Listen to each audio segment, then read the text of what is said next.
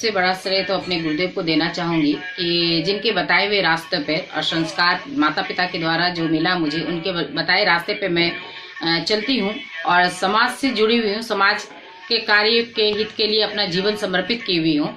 तो हम अपने नित्य क्रिया को फेसबुक पे डालते हैं और फेसबुक के माध्यम से मुझे देश विदेश हर जगह ख्याति मिल रही है मेरे कार्यों को, मुझे नहीं बल्कि मेरे कार्यों को। तो इस तरह से हमारे रांची झारखंड में, मैं वहाँ की बहू भी हूँ, तो वहाँ के लोगों ने मुझे कहा, फेसबुक फ्रेंड ने, कि आप मैम सादर आमंत्रित हैं इस फेस्टिवल के लिए, आप एज ए गेस्ट मेरे यहाँ आओ और इससे देखो जानो ये क्या चीज़ है।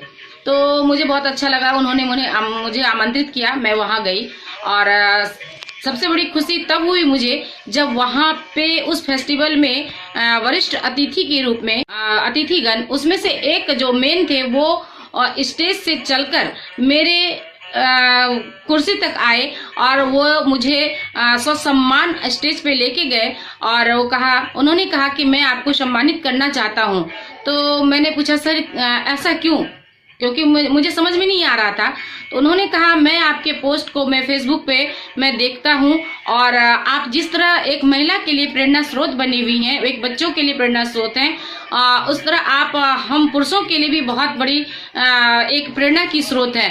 इसलिए मैं इस हिसाब से मैं आपको सम्मानित करना चाहता हूँ। तो मेरे आँख में पानी आ गया और मैंने कहा कि मैं तो कुछ करती ही नहीं हूँ, जो कर रही हूँ छोटे मोटे कार्य को मैं दिखाती हूँ सर, बस वही है।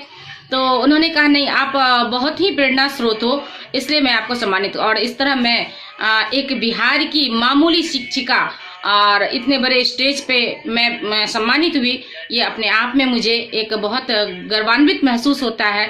एक महिला के लिए एक बहुत बड़ी बात है। मैं प्रत्येक महिलाओं को ये कहना चाहूँगी कि आप में वो सारे दम खम हैं जिसके वजूद से आप अपनी पहचान इस विश्व में कायम कर सकती हैं। खुद बनाएं। धन्यवाद। भागलपुर में आप महिलाओं को किस तरह से लाभ दिलाएंगे इन सब में?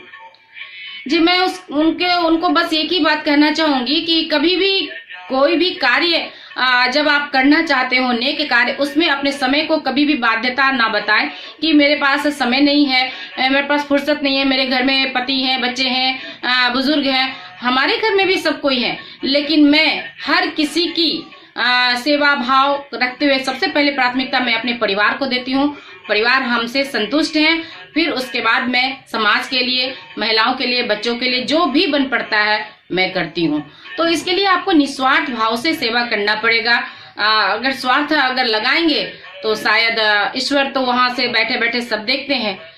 तो मैं कहूंगी कि इस निस्वार्थ भाव से सेवा करें और फल देने वाले ऊपर वाले हैं, उन पे आप छोड़ दें। आपका परिचय?